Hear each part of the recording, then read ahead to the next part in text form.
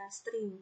String ini biasanya adalah digunakan untuk data-data yang sifatnya tulisan, bisa intinya tidak berhubungan dengan perhitungan biasanya.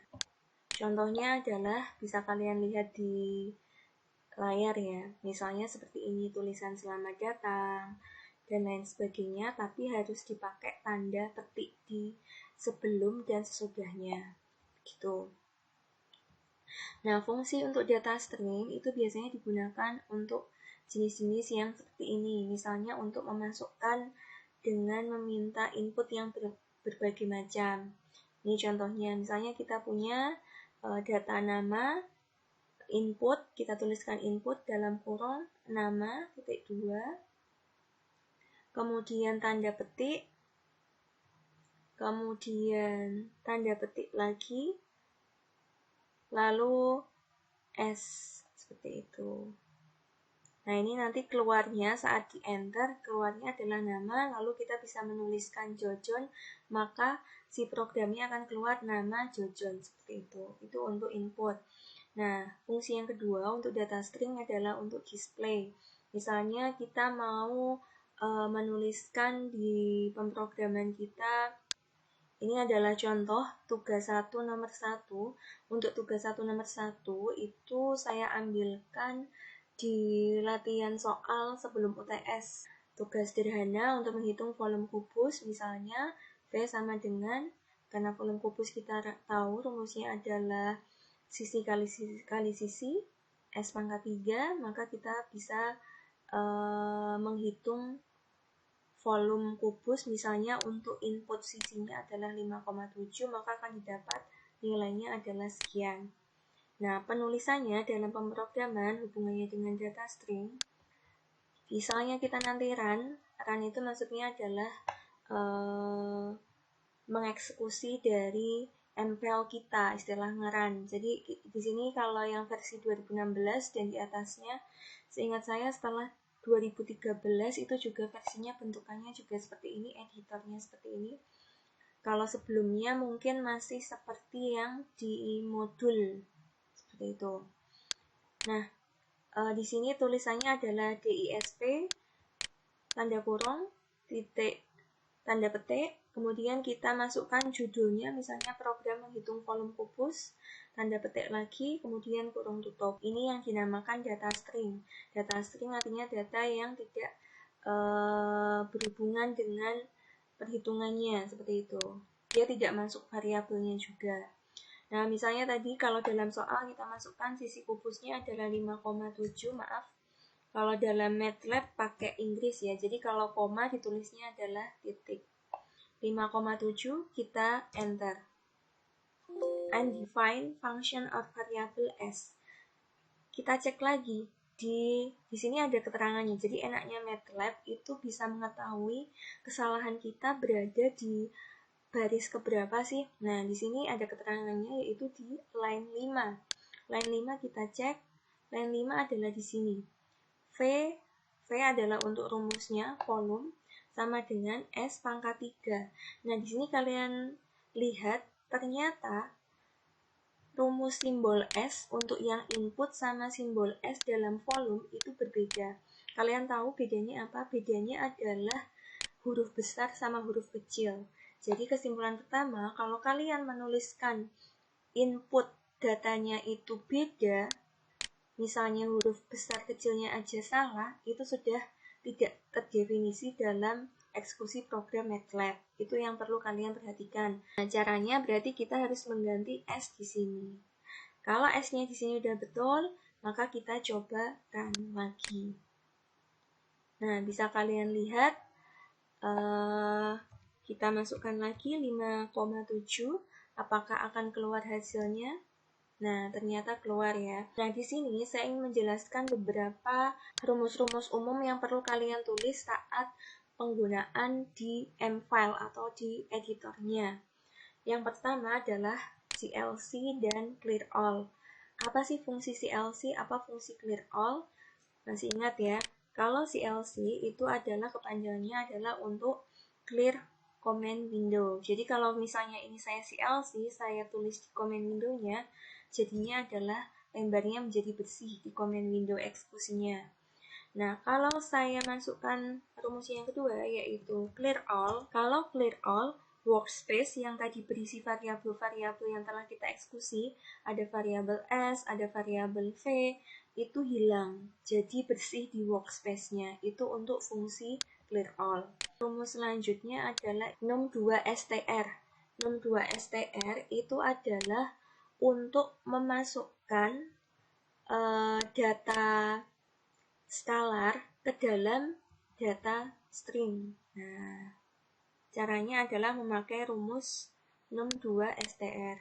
Itu fungsi dari ini. Bisa kalian lihat ya. Display kan tadi adalah untuk fungsi data string sebenarnya display ini. Nah, tapi data string di sini kita ingin memasukkan juga data perhitungan kita atau data skalar kita. Nah, kita memasukkannya adalah koma, rumusnya ya.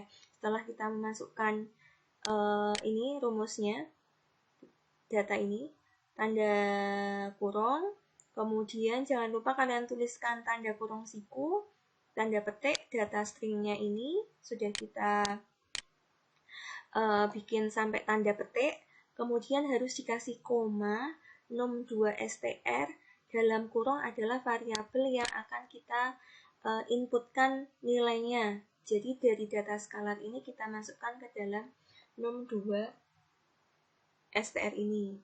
Kita coba ya, misalnya isi kubus 5,9 hasilnya sekian.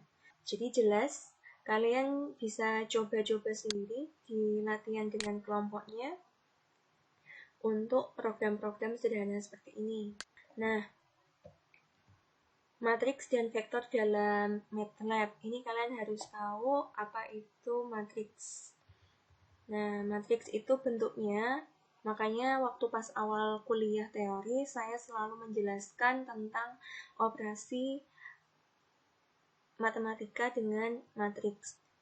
Misalnya kita punya matriks A adalah pakainya kurung siku ya kalau dalam matriks. Misalnya matriksnya adalah 1, 2, 3, artinya terdiri dari 1 baris dan 3 kolom. Misalnya matriksnya ada 2 baris, 2, 4, 6, seperti itu. Kita cek hasilnya seperti apa kalau digambar.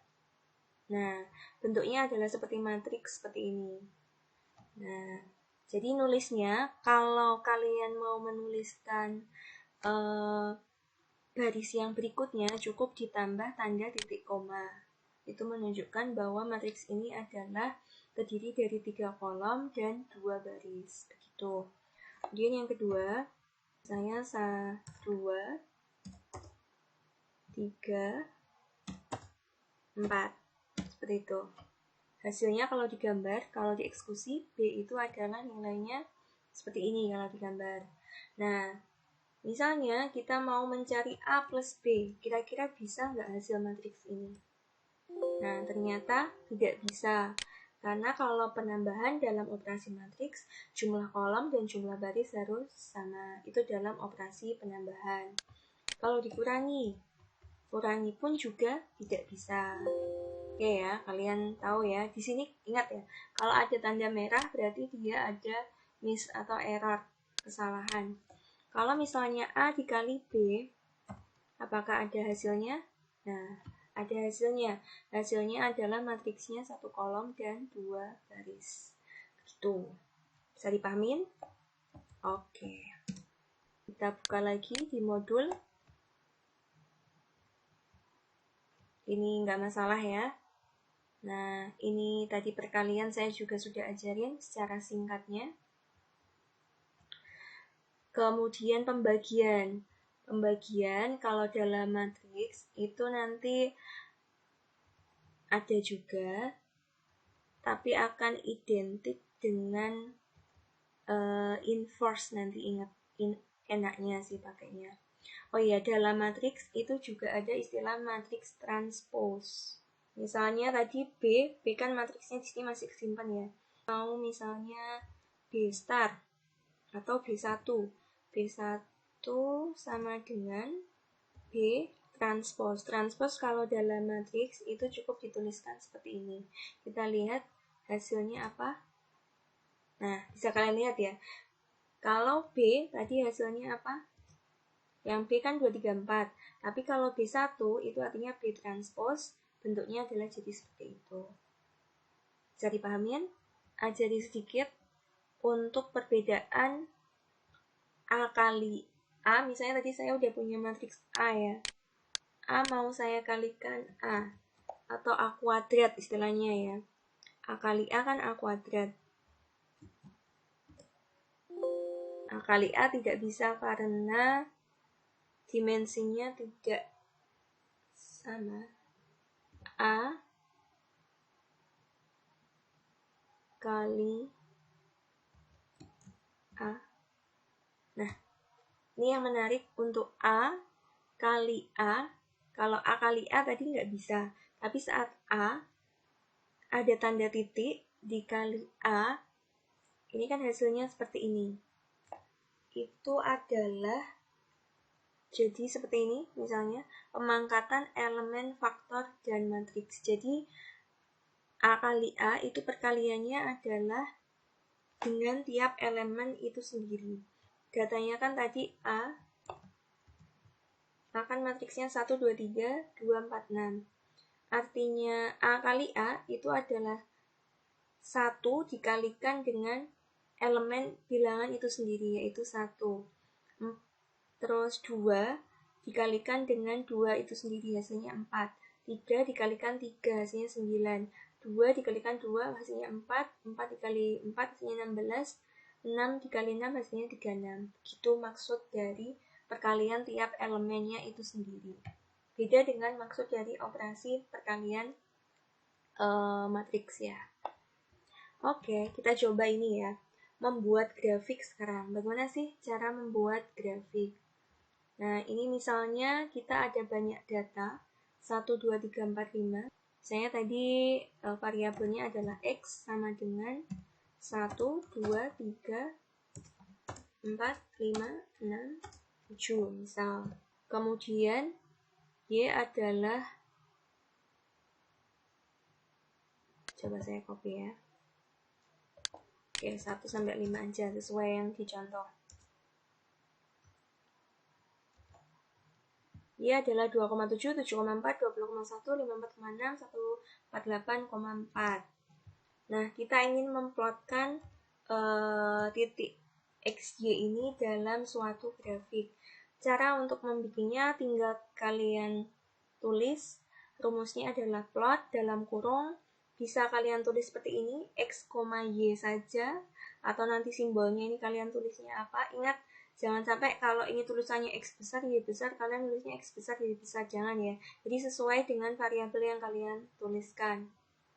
Plot X kecil, Y kecil. Kita cek hasilnya. Nah, hasilnya adalah grafik yang patah-patah. Bisa kalian lihat ya. Titiknya adalah 1 di sini, 2 di sini, 3 di sini, 4 di sini, 5 di sini. Sekarang misalnya kalau kalian ingin membuat sumbu X itu apa, Y itu apa, caranya adalah dengan menuliskan X label, koma, misalnya keterangannya X adalah data asumsi aja ya, ini misalnya sisi gitu.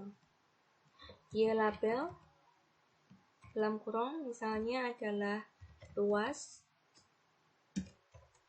Nah, ternyata sudah muncul. Nah, kalian cek ya.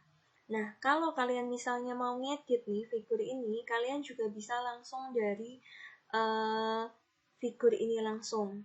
Caranya gimana? Dengan klik edit, lalu figur properties. Nah, tampilannya akan jadi bentuknya menjadi persegi panjang. Nanti bisa kalian edit sendiri ukurannya dan lain sebagainya. Di sini ada keterangan figur name. Nah, figur name ini bisa kalian isi, misalnya judulnya adalah hubungan sisi dengan luas, misalnya sisi dengan luas. Kalian bisa menuliskan di sini. Kalian klik di sininya. Nah, saat diklik, saya perbesar. Di sini ada keterangan luas. Bisa kalian edit. Biasanya luas dalam sentimeter persegi. Nah, ada keterangan ya. Kemudian di sini ada Y limit. Nah, Y limit ini bisa kalian ubah. Misalnya tidak dimulai dari skala 0, tapi misalnya minus gitu, misalnya kalau ini skalanya sampai 150, misalnya kalian ganti jadi ini seperti Y limit adalah batas bawah sampai batas atasnya untuk skala di Y-nya. Di sini 0 sampai 150 ini bisa kalian ubah. Kemudian font juga bisa kalian ubah-ubah, misalnya mau apa? Times New Roman kah? Yang biasa? Nah, juga ada gitu. Size-nya juga ada dan lain sebagainya ada. Gitu ya. Jadi di sini sangat lengkap. Kalau kalian perhatikan edit untuk asisnya itu bisa 3 sumbu, yaitu sumbu X, Y, dan Z, karena dalam MATLAB itu menyediakan grafik hingga 3 dimensi.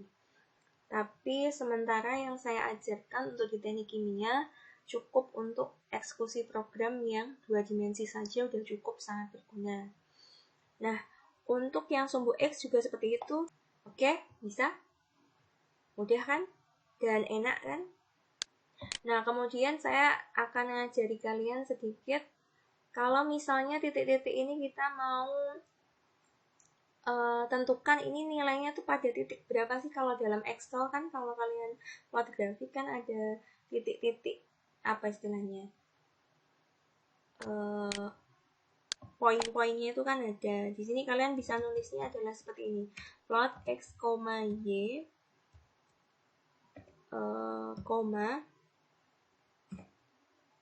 keterangannya. Misalnya saya mau warnanya B, ini adalah, nanti kalian lihat ya hasilnya seperti apa. Bisa kalian lihat bedanya sama yang tadi apa?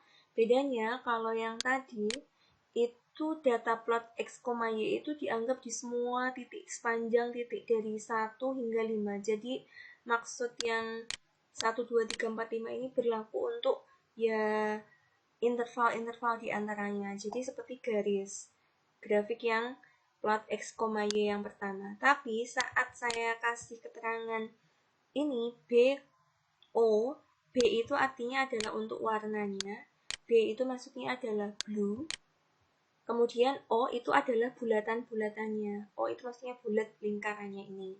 Jadi hanya berlaku pada titik tertentu. Bisa kalian lihat ya, fungsinya kira-kira apa?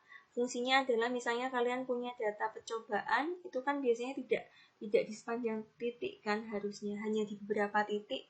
Kemudian kalian bikin persamaan yang mendekati dengan misalnya di kurva fitting dan lain sebagainya gitu. Itu bedanya. Oke, bisa dipahami ya untuk pembuatan grafik. Nah, kalian bisa mencoba-coba di dalam MATLAB.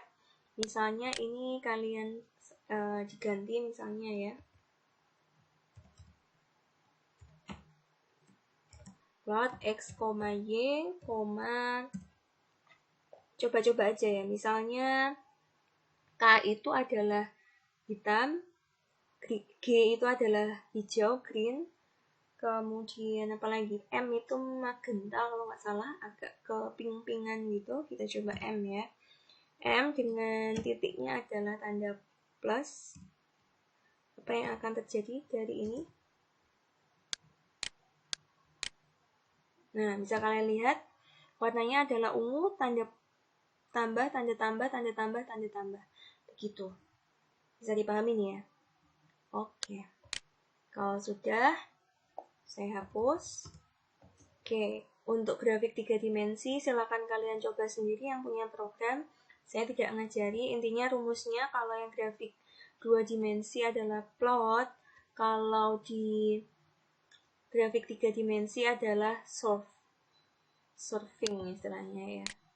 Jadi menjelajah X, Y, Z. Tidak dua lagi sumbunya tapi X, Y, dan Z. X label, Y label, dan Z label. Gitu. Ini algoritma. Bagi yang belum kuliah teori, algoritma mungkin bisa kalian pelajari sendiri ya. Algoritma sangat penting. Tapi kalau dalam praktikum, saya akan lebih tekankan bagaimana membuat M-file dan eksekusi program agar tidak miss gitu ya, agar bisa jalan, bisa keren programnya. Kalau dalam kuliah teori, saya ajarkannya adalah bagaimana kalian membuat algoritmanya, tapi kalau dalam praktikum, saya mengajari bagaimana membuat program yang benar, hingga kalian bisa membuat algoritmanya dalam editor ini, dalam MATLAB ini. Gitu. Oke, kita coba yang sederhana. Ini kita latihan ya. Kasus yang pertama adalah penyimpanan tangki N butana yang bentuknya adalah bola spherical, di mana jari-jarinya adalah dari angka 2 hingga 10. Kita ingin mencari volumenya itu berapa aja, dan kalau dibuat grafik itu bagaimana. Oke, ini algoritmanya seperti ini. Jadi, ada mulai, ada inputnya adalah jari-jarinya, kemudian tanda perseginya adalah programnya, kemudian tanda bentuk jajar genjang adalah outputnya, lalu kemudian selesai. Jadi penulisan program dalam bahasa MATLAB dapat dilakukan dengan dua cara, yaitu dalam bentuk bukan fungsi dan fungsi. Nanti ada kegunaannya kapan kita harus pakai fungsi dan kapan kita nggak perlu pakai fungsi. Itu nanti ada alasannya. Kalau untuk program-program sederhana, saran saya sih nggak perlu bikin yang fungsi. Tulis aja seperti ini. Oke, saya akan mengeksekusi atau mencoba untuk yang contoh ini. Kita tulisnya dalam M-file ya, sekarang kita belajar. Misalnya seperti ini, saya udah samakan. Kemudian, kalau cara menyimpannya, kalian tidak perlu lagi file save gitu ya. Langsung aja ke run. Kalau di run, nanti akan ke save sendiri. Kalian di sini namain aja latihan.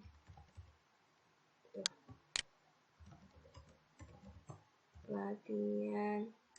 Maaf. Modul. Latihan 1. Nah, langsung keluar seperti ini.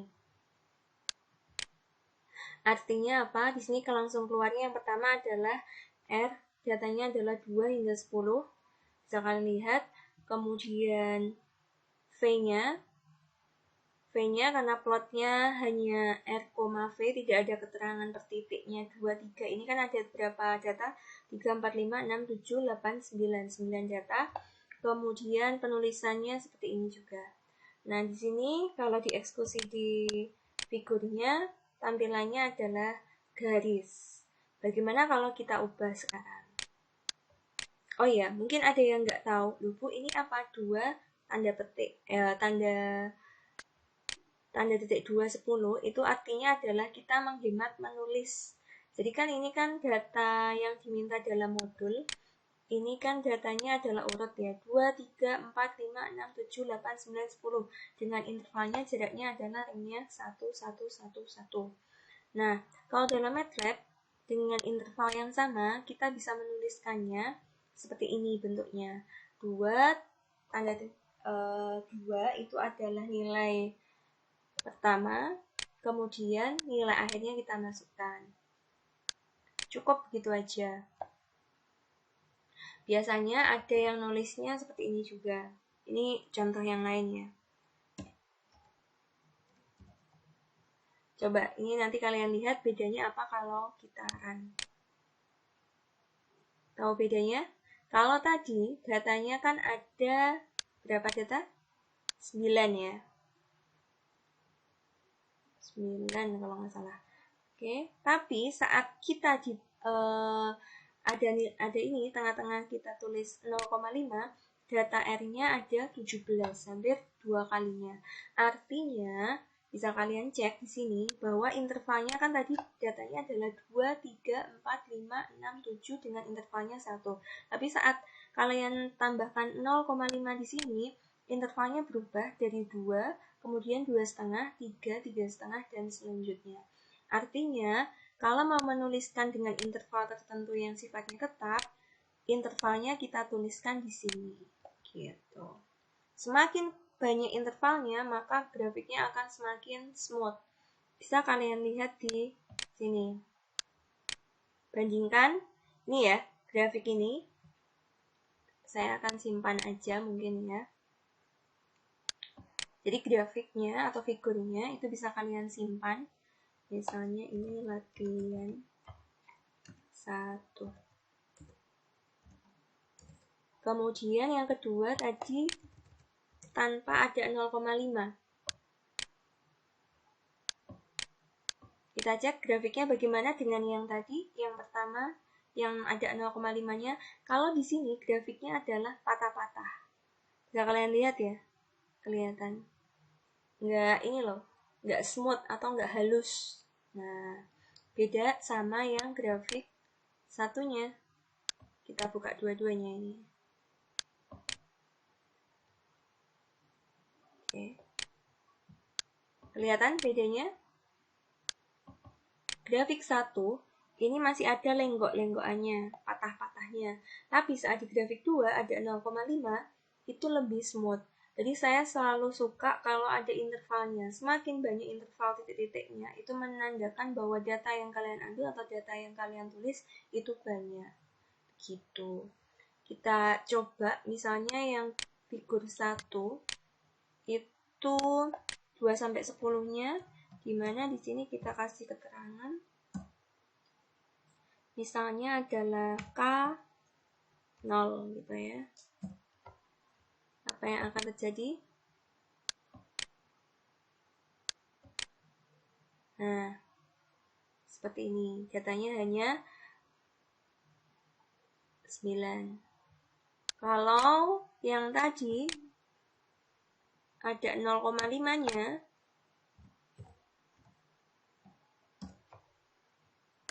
itu hasil grafiknya seperti ini. Tuh, lebih landai kan? Lebih semua. Walaupun sama, grafiknya sama. Intinya garisnya seperti ini, tapi dia lebih landai karena titik-titiknya banyak. Itu perbedaannya dalam interval. Oke ya, penulisan perkaliannya.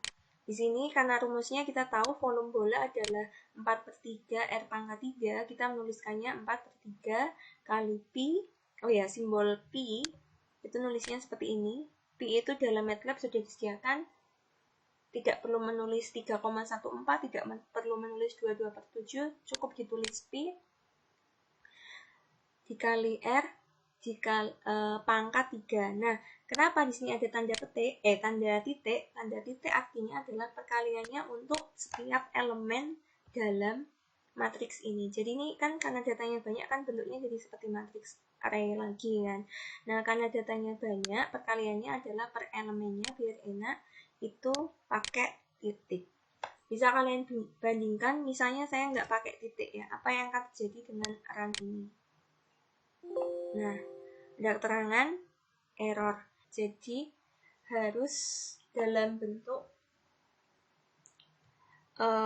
matriks intinya. Nah, untuk menghitungnya atau mengeksekusinya itu gunakannya adalah tanda titik dan tanda petik. Gitu. Dan ini ada keterangan errornya adalah di line 4 ini. Oke ya, paham sekarang? Oke, kita maksud yang kedua sekarang. Fungsi. Nah, kalau fungsi itu artinya adalah, kita coba lagi ya. Ya, intinya harus selalu dicoba. Bedanya apa kalau fungsi? Di sini fungsi habis function, ini ada V. V adalah variabel akhir yang ingin kita carikan volumenya, V-nya. Sama dengan ada tulisan kasus 1. Nah, untuk kasus 1 ini bisa kalian ubah-ubah. Misalnya tulisannya adalah modul latihan 1A. Nah, setelah artinya modul latihan 1A ini artinya adalah untuk nama mfile kita dituliskan setelah variabel akhir yang ingin kita cari, di mana variabel akhir V ini mengandung variabel R karena dia adalah variabel untuk rumusnya atau perhitungannya. Jadi ingat penulisannya seperti ini.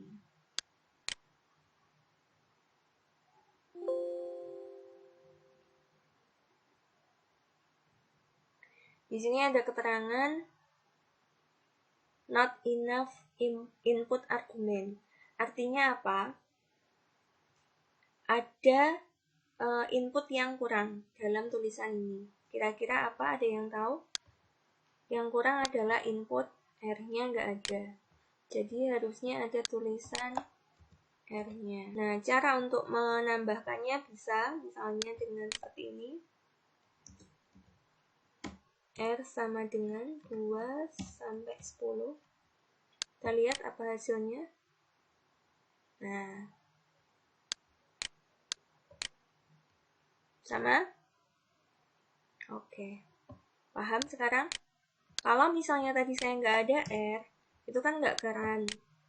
Nah, lalu bagaimana cara mengerannya kalau langsung di komen window?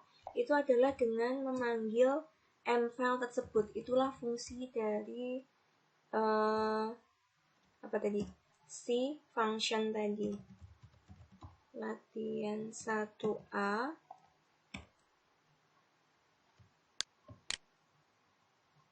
Lalu kita masukkan nilai R-nya. Modul latihan 1A kita masukkan langsung nilainya 2 tanda ini 10. Artinya R-nya di sini mengandung variabel nilainya dari 2 hingga 10. Dan apakah bisa di-run? Bisa.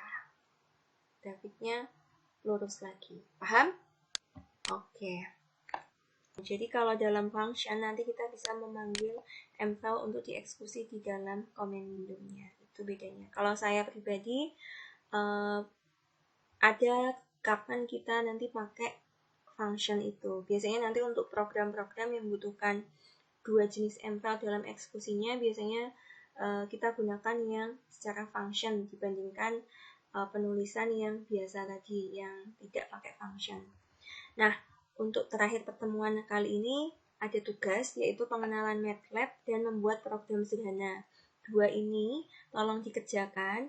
Saya akan memberikan satu contoh untuk menjawab yang pertama, nomor 1, biar kalian nggak bingung. Tapi nanti soalnya akan saya rubah sih. Oh ya, satu lagi saya tadi belum menjelaskan ini, yaitu menuliskan persen. Persen ini adalah semacam keterangan-keterangan saja sih. Kalau di sini kalau dalam editor ini persen artinya adalah komen. Jadi kalau kalian kan menulis dalam MATLAB nggak bisa menulis teks sembarangan ya. Dalam arti misalnya mau dikasih ini satuannya dalam Kelvin dan lain sebagainya, itu nggak bisa ditulis tanpa persen. Kalau ditulis dalam persen pasti nanti akan ada yang aneh. Kalau di run nanti nggak bisa. Misalnya saya run error. Jadi persen adalah untuk komen-komen seperti ini. Kadang perlu ya kalian saat menuliskan program itu kan perlu menuliskan keterangan-keterangannya. Ini misalnya tadi persamaan Antoine, datanya adalah untuk tekanan uap murni N heksana dalam rentang 25 hingga 100 derajat Celcius dengan persamaan Antoine. Ini erat kaitannya dengan termodinamika atau mungkin di perancangan alat MD mungkin dan lain sebagainya ada, harusnya atau tangki penyimpanan ada, mencari data tekanan uapnya.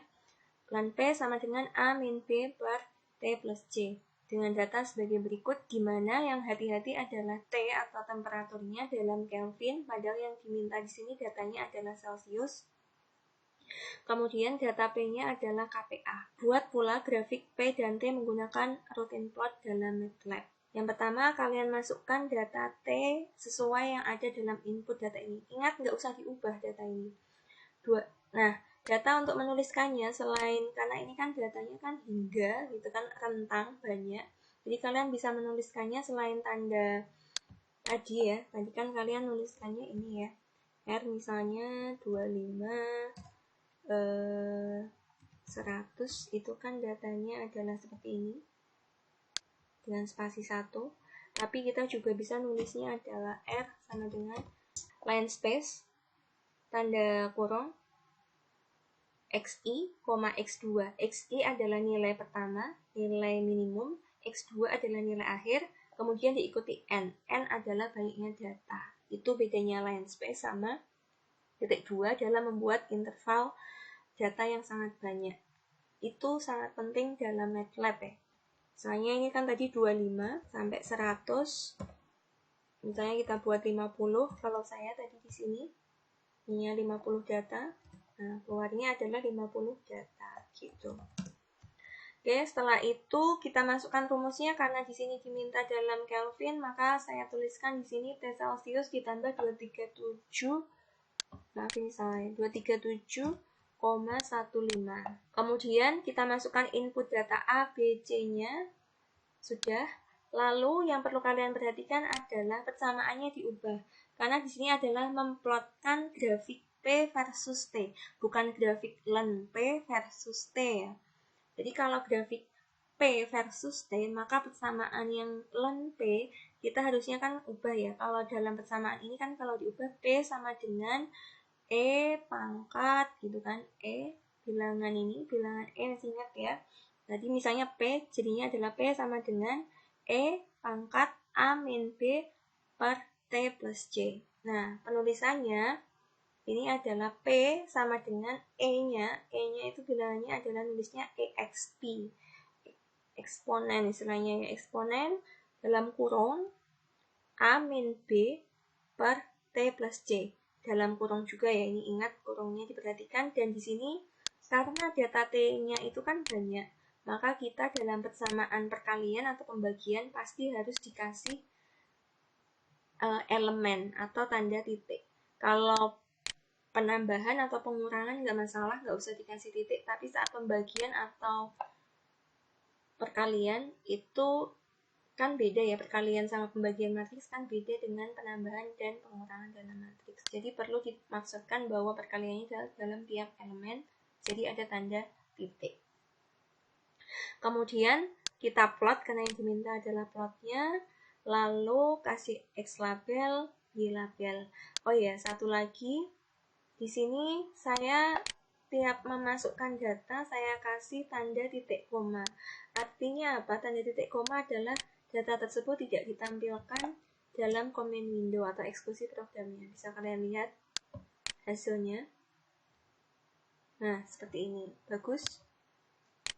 Jadi grafiknya ini. Misalnya nih saya ubah jadi 100, apa yang kira-kira terjadi? Atau 100 dulu ya, kita coba. Lebih smooth kan, lebih banyak titik. Apa yang jadi kalau cuma 10 data? Pasti patah-patah. Apa yang terjadi kalau misalnya seperti ini? Kalau seperti ini malah dia sangat banyak ternyata, tapi skalanya adalah 1 gitu.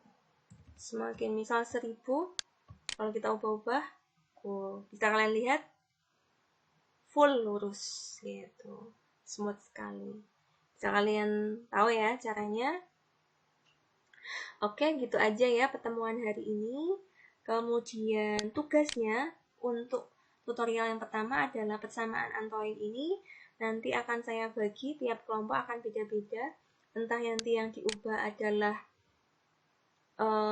ring suhunya yang diubah, atau mungkin saya nggak datanya beda, nggak n-heksana, terserah saya. Nanti akan saya kasih di grup. Kemudian yang kedua adalah data kapasitas panas campuran. Kalian coba-coba juga ya, seperti yang saya bikin. Oke. Kira-kira bisa ya. Untuk menentukan harga kapasitas panas suatu campuran pada suatu temperatur, biasanya digunakan persamaan polinomial kapasitas panas zat murni. Misalkan komposisi gas YI sebagai berikut, dengan nilai AI, BI, CI, dan DI sebagai berikut.